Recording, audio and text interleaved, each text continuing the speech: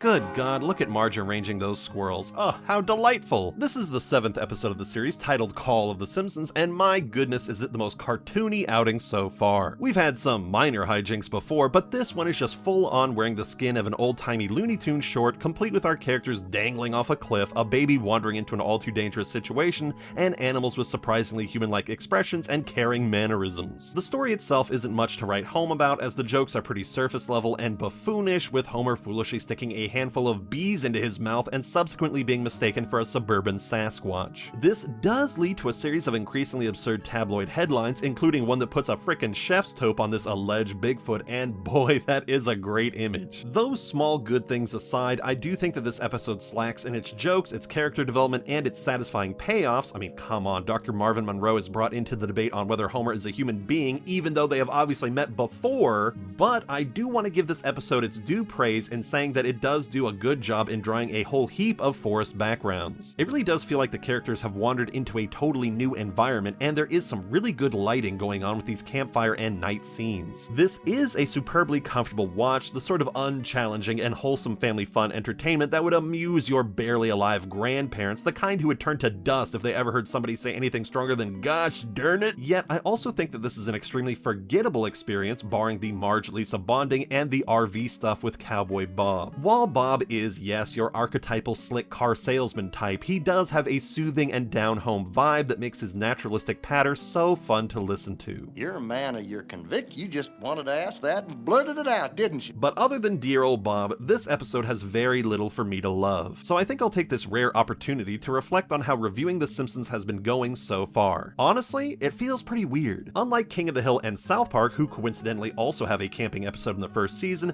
The Simpsons doesn't feel like its episodes are really building towards anything in particular, at least not within the show's own logic. There is of course still growth for us, the audience, and clearly the writer's awareness of who lives in the town and what their roles are, but the characters in universe seem unaffected by what's come before. The Marvin Monroe thing is a great example of this, because you would think that the show would trust the audience to know that he has seen Homer before and therefore wouldn't be the right person to analyze him as a Bigfoot. I honestly didn't expect to feel this way, as I thought that The Simpsons got a little wonky with their sense of time much later on, but to my eye, this sort of slippery logic has been here since its earliest days. Sure, we'll eventually get tons of references to older episodes and characters, but there is no true canon or through line, leaving us in a syndicated purgatory. We are just here to build our intellectual awareness of the events and the characters and not follow any specific arc or grander developments within the show, and that's okay. Although this episode isn't okay, the damn thing bored me to tears. It even has an utterly uneventful couch gag where nothing happens.